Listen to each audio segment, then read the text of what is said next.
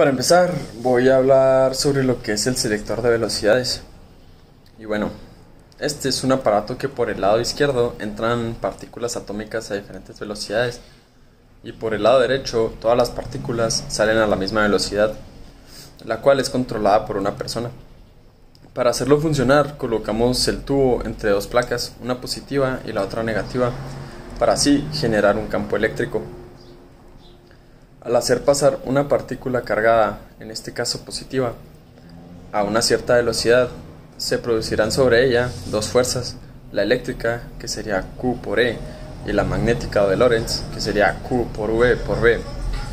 Bueno, de las dos fuerzas, la eléctrica permanece constante, pero la fuerza magnética depende de la velocidad, de manera que si la velocidad es demasiado alta, la fuerza magnética va a ser superior a la eléctrica y la partícula se iría hacia arriba, así que solo las partículas que tengan una velocidad menor a la antes marcada podrán igualar la fuerza eléctrica con la magnética, y así la partícula saldrá sin desviarse, o sea que solo saldrán sin desviarse aquellas partículas a esa velocidad específica.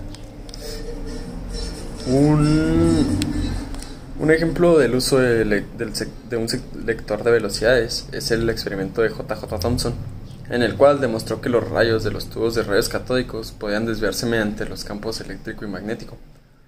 Thomson pudo demostrar que todas las partículas tienen la misma relación carga-masa y determinar este coeficiente. Demostró que las partículas con esta razón carga-masa pueden obtenerse utilizando un material cualquiera como cátodo, que significa que estas partículas, ahora denominadas electrones, son un constituyente fundamental de toda la materia. Como podemos ver en este diagrama del tubo de rayos catódicos, el cual fue utilizado por Thomson, los electrones son emitidos por el cátodo C, que está a un potencial negativo respecto a las rendijas A y B. Existe un campo eléctrico en la dirección que va desde A hasta C, que acelera a los electrones. Estos pasan a través de las rendijas A y B hacia el interior de una región libre de campo. Luego se encuentran con un campo eléctrico entre las placas D y F, que es perpendicular a la velocidad de los electrones. Y pues así es como funciona el experimento de J.J. Thomson. Ahora el ciclotrón. Bueno, el ciclotrón es un instrumento que sirve para acelerar partículas, donde entran con una velocidad y cuando salen, pues esta va a incrementar. ¿Y cómo es esto posible? Bueno, en su parte central, el ciclotrón tiene unas placas metálicas paralelas conectadas mediante unos cables a un generador. Este sistema genera un campo eléctrico que acelera las partículas. El problema es que lo hace una sola vez, entonces en vez de colocarlo con un generador de corriente continua, lo hacemos con un generador de corriente alterna. Entonces así quedarían, o sea, los polos de cada placa estarían intercambiando continuamente. Y este proceso lo repetirá una y otra vez, acelerando continuamente las partículas. De manera que cuando tenga una partícula de carga Q y una masa, esta se verá acelerada. Y para calcular la aceleración utilizamos la siguiente expresión, donde la aceleración sería igual a Q por la diferencia de voltaje que hay entre las placas, dividido por la masa de las partículas por la distancia que hay entre las placas. La otra parte del ciclotrón son unas Ds. Estas Ds son huecas para que las partículas se puedan mover. Estas dos se van a ver sometidas a la acción de un campo magnético.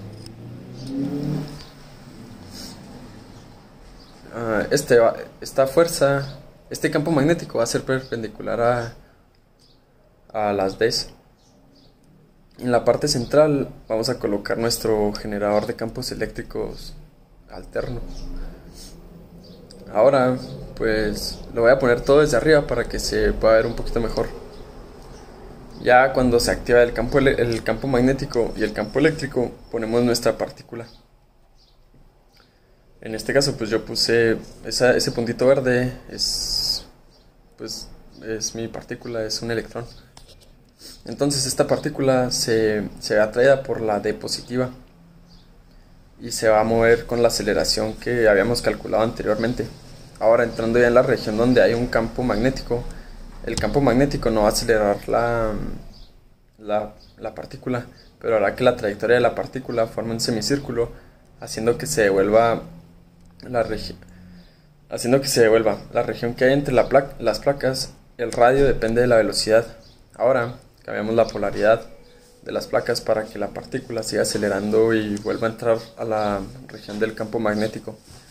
Y igual que ahorita, aquí la partícula no acelera, pero el radio de su trayectoria será mayor que el anterior, ya que en este punto la velocidad de la partícula será mayor que al inicio, y así continuamente.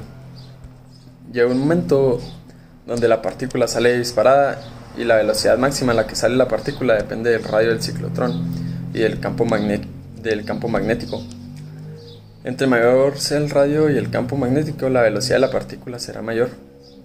Y pues aquí en este diagrama puse cómo sería la trayectoria de la partícula, donde empezaría desde el centro y así en las Ds, donde interactúa con el campo magnético, va a hacer semicírculos, y cada que pase por cada D va a acelerar, esta va a acelerar, y pues aquí está para calcular la velocidad máxima que alcanza nuestra partícula.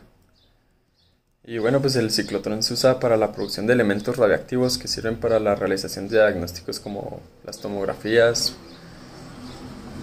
Y este es un ciclotrón, se llama K800, que es el ciclotrón más potente del mundo. Se encuentra en la Universidad de Michigan. Aquí pues se pretende acelerar iones pesados como el uranio.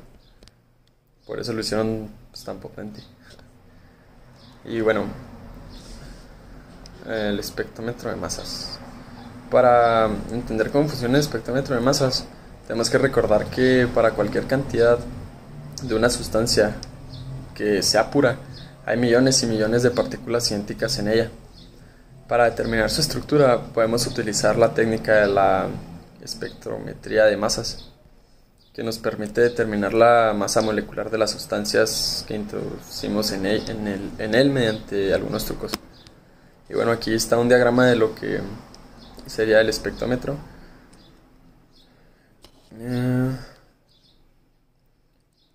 Pues aquí, en pocas palabras, esto va a tratar de...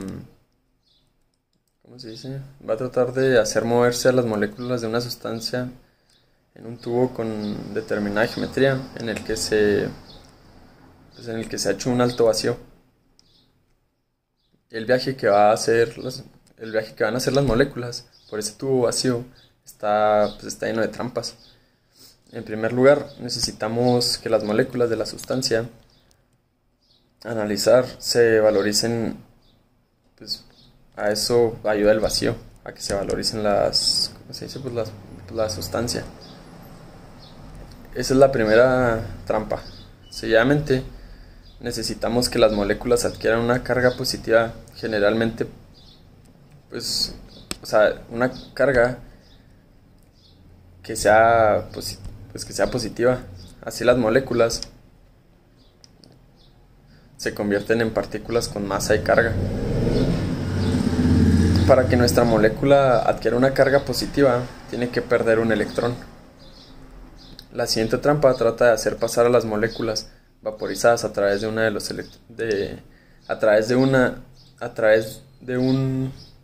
haz de los electrones creado por